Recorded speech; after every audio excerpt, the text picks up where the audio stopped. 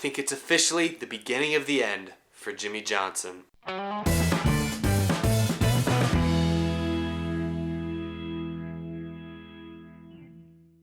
How's it going, everybody? My name is Eric. Welcome to Out of the Groove. Episode's up a little later than I meant. I meant to have an episode yesterday, but I had technical difficulties with it, and I've been extremely busy with other projects the last couple days, so I'm uploading this a little bit late. I know the Cup race is tomorrow, so I hope you're watching this in time. I'll go over my picks for that race at the end of the episode, but firstly, I want to talk about a couple of big stories that came out this week in the NASCAR Cup Series world. I'll start off with the more boring one first. Chase Elliott, after finishing third last weekend at ISM Raceway, was hit with a significant penalty. He was hit with an L1 level penalty, which is the worst. It's in the worst category. It's the same category as Kevin Harvick's penalty was a couple of weeks ago from Las Vegas. But ultimately, Elliott's is not quite as bad. They found, I'll put up the exact description of his infraction. It was like a pin or some sort of thing in the suspension of the car, and it's a $50,000 fine. It's a loss of 25 points. Car chief suspended for 2 races. You know, it's a significant penalty. Definitely. In fact, it bumps Chase Elliott back to 23rd in points. And the only reason I say that is significant is Chase Elliott does not have a win yet this season, and he doesn't have a win yet in his career. So there's a very real chance he goes into the playoffs with no wins. And if you're 23rd in points, he's got some work to do in the early stages. On the plus side, Chase Elliott has been the best looking Hendrick Motorsports car so far this season. And while this penalty definitely puts a little bit of a damper on that, I think that trend will continue. And we're at Auto Club Speedway. He's been pretty fast at Michigan in his career. He's been fast at the 2-mile tracks in his career.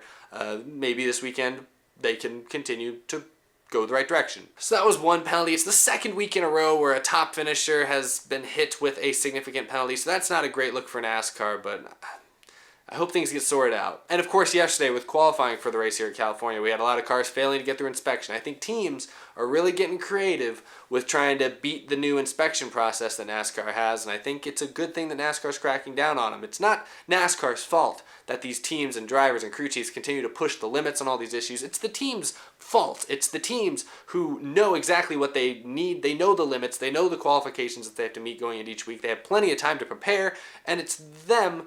It's those they're the ones who are pushing the limits intentionally and are trying to skirt the edge as much as possible. It's why we occasionally see cars fail inspection by this much. Literally, this much is out of place, and they'll fail. And it's because teams are pushing the limits. And you can't really fault them for it, but you can definitely not fault NASCAR for them trying to push the limits and get the most out of their race cars. I mean, you can't get mad at NASCAR about this. You don't get mad at the NFL when a player fails a drug test. So anyway, it's definitely not a good look that a couple top finishers have had issues, but I think it's a trend that if they crack down on it often and early, as they should, it will probably disappear a little bit as the season goes on. So anyway, on to the bigger news that I want to spend more time talking about on this episode. It's the end of an era, guys. 7-time champion Jimmie Johnson. It was announced earlier this week that Lowe's, who has sponsored Jimmie Johnson pretty much every race since he came into the Cup Series in 2001. That's almost 17. It's going to be like almost 18 years at the end of the season. They will be leaving the 48 car and will quit sponsoring that car at the end of this season, which means 2018 will be Jimmie Johnson's last year with this long-time legendary pairing partnership type deal. And Jimmie Johnson, this is interesting because Jimmie Johnson's contract with Hendrick expires at the end of 2020. And Jimmie Johnson's currently one of the oldest. He might actually be the oldest full-time driver in the Cup Series this season. He's 42. By the time his contract expires, he'll be, like 45? And what other drivers have been retiring around age 45? Matt Kenseth, Greg Biffle, Jeff Gordon, Tony Stewart, all in that same era, on that same age, recent years. This definitely looks like it could be the beginning of the end for Jimmie Johnson. I mean, he could always retire before 2020 if he wanted to. He could retire after this year or retire after next year. He could if he wanted to. I don't think that he will. I think it's likely he runs through 2020, but chances are, unless some big company, big corporation pops up out of nowhere and says, hey, old Jimmie Johnson, we'll sponsor you for 5 more years, unless that happens, I think 2020, that's it. And since I think it's highly likely we see a major sponsor pop up at that point, I think 2020 is it for the 48 car. Or for Jimmie Johnson, obviously, not the 48 car. But Jimmie's at 7 championships. This means he has 3 more chances, likely, to get that 8th, which would break the tie between him, Richard Petty, and Dale Earnhardt. And in my opinion, would 100% definitively state that Jimmie Johnson's the greatest NASCAR driver of all time. I already think he is. Honestly, I think he's a better actual driver than Richard Petty or Dale Earnhardt just because of the era he's in and the competition he's had to go up against.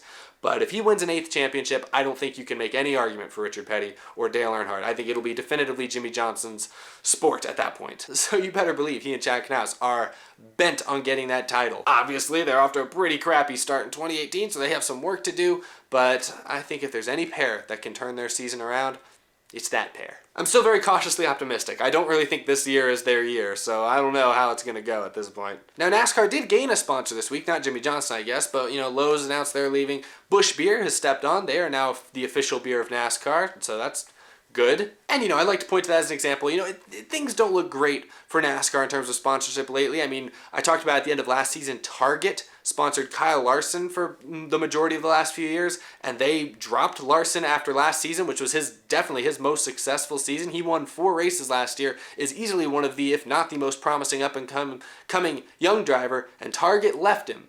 And now Lowe's, Jimmie Johnson's won 7 titles with him. I can't get mad at Lowe's. I mean, they gave him 18 years of great, unparalleled sponsorship, honestly. And so for them to be willing to walk away at this point, I can't blame them. I have no problem with Lowe's. People like to point to this as a sign that NASCAR is done for, it's dying, there's no coming back, and that's just so negative. It's very cynical to think that way, because NASCAR gained sponsorship. Bash Pro Shops has expanded its sponsorship the last few years immensely. Napa Auto Parts has stayed on consistently. FedEx continues to sponsor every single race for Denny Hamlin. FedEx. We've had new sponsors come up. Circle K with Joe Gibbs Racing has been a big part. So obviously there are bad things. NASCAR loses sponsorships as well. I mean, Sprint leaving, Monster Energy signed on for a 2-year deal, and Monster Energy is apparently not paying nearly as much as Sprint did to sponsor the series, so that's not a great deal.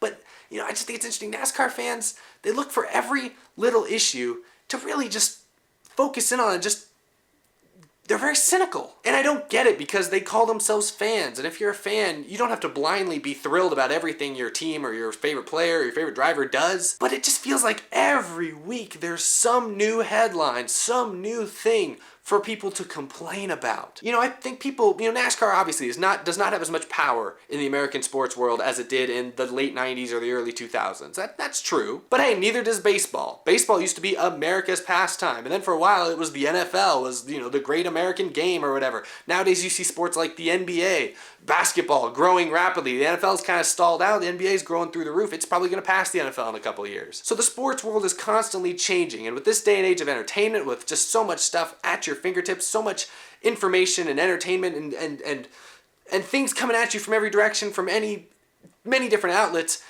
the sports and entertainment world is changing faster than ever before. So sure, NASCAR, its fan base is older. It caters to an older group of fans. The newer generation isn't as interested in racing cars. But that's not NASCAR's fault. There's really not a lot NASCAR can do about it. I mean, you look at NASCAR, people like to debate all the time about why is NASCAR not as popular as other sports, what can they do, yada, yada, yada. And to me, there's really not much they can do. If you ask me, there's one very obvious reason why NASCAR will never be as popular as football or basketball. I mean, look at the world. The most popular sport in the world is soccer. And why is that? It's because soccer is easy. It's simple to learn. All you need to play soccer is a ball that you can kick around and maybe like some rocks or like a couple trees to mark as the goal. That's all you need to play soccer. Anyone, no matter what class you come from, what country you live in, what sort of opportunities financially your family has, anyone can play soccer. Same can be said about basketball these days. Basketball, all you need is a ball that can bounce a little bit. All you need then is a court, and you can go to just about any playground. There's a court, there's a goal. You can go to just about any driveway in America, and there's a basketball goal. Basketball is extremely accessible to everyone. NASCAR, on the other hand, is not. And it never really has been. I mean, there's a reason we see so many families in the NASCAR world. I mean, just look at the Earnhardts, you have the Waltrips, I mean, Kurt and Kyle Busch, the Blaneys. You could go on and on and on. Bill and Chase Elliott, Martin and Ryan Truex. You've got the Labontes, the Allisons, the Pettys, and there's plenty others. The Wood brothers, Jarretts. I'm just telling you, there's so many family members in NASCAR. There's not that many NASCAR drivers, and so many of them are related to each other. That's because to get into NASCAR, to get into auto racing in general, you have to have connections. You have to have money. You have to have time. You have to have the smarts to know how to work on actual race cars. And let's face it, in this day and age, a lot of people growing up these days don't learn how to fix their cars, and they just know, hey, let's take it to the Toyota dealership and they'll fix it for me for 20 bucks. You know, actually it's usually way more than 20 bucks. So culture is changing, and the fact that NASCAR is not as accessible as soccer, as basketball, is the reason it's never going to be as popular, and people just need to understand that. It should be obvious. I mean, I got into NASCAR at the age of like 7, and it's because I played NASCAR Thunder 2004, the video game, and it was so much fun. It got me to watch races on TV, and it got me into the racing. I found Matt Kenseth, and I really liked him, and I went with it, and that's why I'm a huge NASCAR fan to this day. But at 7 years old, I liked racing, and my family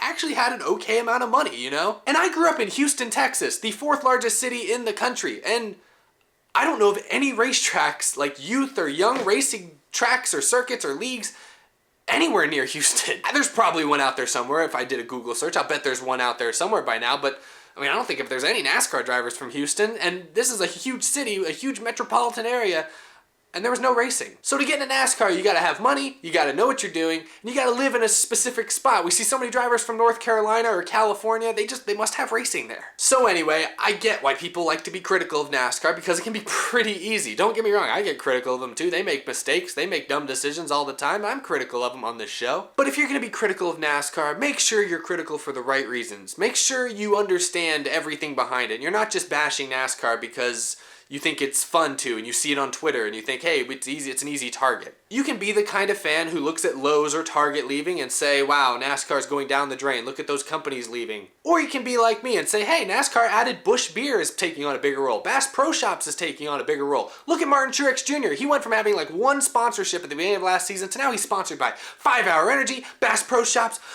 auto owners, all these different sponsors because he was good, and companies came to him because companies still believe that NASCAR has marketing power, because it does. If you're like me, you can look at the fact that the Daytona 500 has sold out 3-4 years in a row, something like that. You can look at how ratings dipped significantly around 08, 09, 2010, but since then, ratings have actually stayed about the same. You can be like me and look at the fact that maybe Lowe's and Target are leaving not because they don't believe in NASCAR, but because they're big, huge department stores, which since Amazon has entered the economic system of America and dominated it the way they have, stores like that aren't doing as well. I mean, Walmart's closed hundreds of stores. I mean, Toys R Us just went out of business. So you're like me and you look at Target and Lowe's and you're like, hey, maybe they're not doing so well, so hey, maybe they just can't afford to sponsor NASCAR race cars. So you can be overly cynical for all the wrong reasons, or you can be cynical at the right time like I am and look at the facts and understand when NASCAR needs to make an improvement, which I try to do. But you need to also remain optimistic if you're going to continue to call yourself a fan. I've spent the last 13 years more of a Matt Kenseth fan than a NASCAR fan. This is the first season without Matt Kenseth, so I've kind of had to just take a step back and look at the sport as a whole. And I know it's only been a few races, but I gotta say, I'm still enjoying races this season more than I thought I would. So sure, maybe just NASCAR's not for you. If Dale Jr. was your guy and he's retired, Jeff Gordon was your guy and he's gone,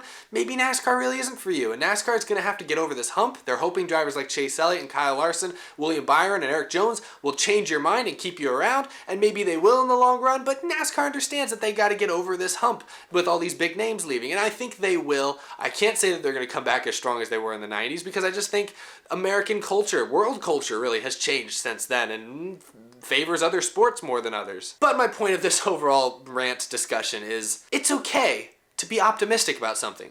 You know, you don't have to be cynical about every little thing. This is a hot button issue for me because yesterday, after all the inspection issues with qualifying and whatnot, so many fans on social media, so many fans, I'm going to put them in quotes because I'm not sure they're real fans of NASCAR came out of the woodworks flailing about how horrible NASCAR is these days and how they have too many issues, too many rules, and they need to sort themselves out and it's all their fault. And I'm just here to tell you, no.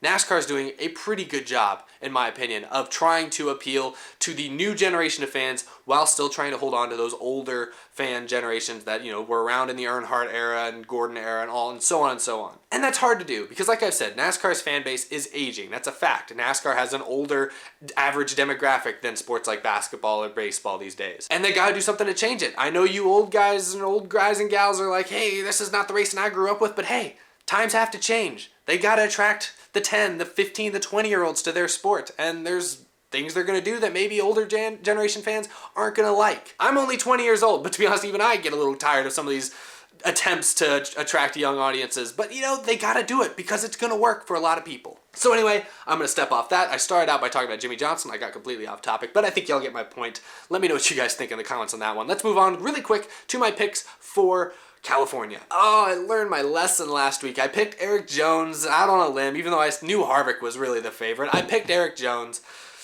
He had an okay day, finished top 10. He had a decent day, but Harvick obviously won the race. So I've learned my lesson. This week, I'm going with the obvious choice, and that is Kevin Harvick. I know, it's boring. He's won 3 in a row. I think he's going to win 4 in a row. When was the last time a guy won 4 in a row? I should look this up. I just looked it up. Jimmie Johnson, more than 10 years ago, won 4 straight in 2007. So it would be the first time anyone's done that since Jimmie Johnson in the middle of his championship streak. So as much as I'm not a big Kevin Harvick fan, that'd be kind of cool to see. But obviously I can also say this because qualifying's already happened. Usually I do these episodes before qualifying happens. Harvick did only qualify 10th, which is very average for Kevin Harvick and, maybe not super great. I know he started 10th at ISM last weekend and still won the race, so it probably doesn't mean too much.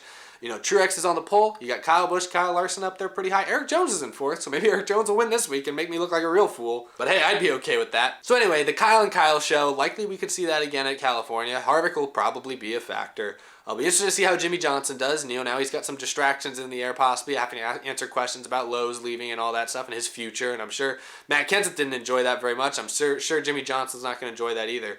So we'll see how he does this weekend. It's, our first 2-mile racetrack. We've been to a super speedway, some intermediates, a shorter track, and now a 2-mile. So very different.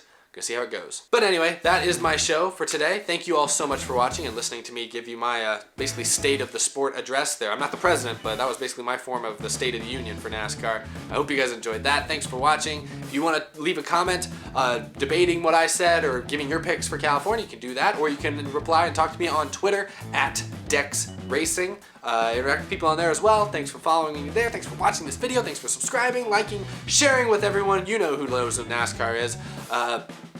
Yeah, thanks for all the support, guys. My voice is tired now.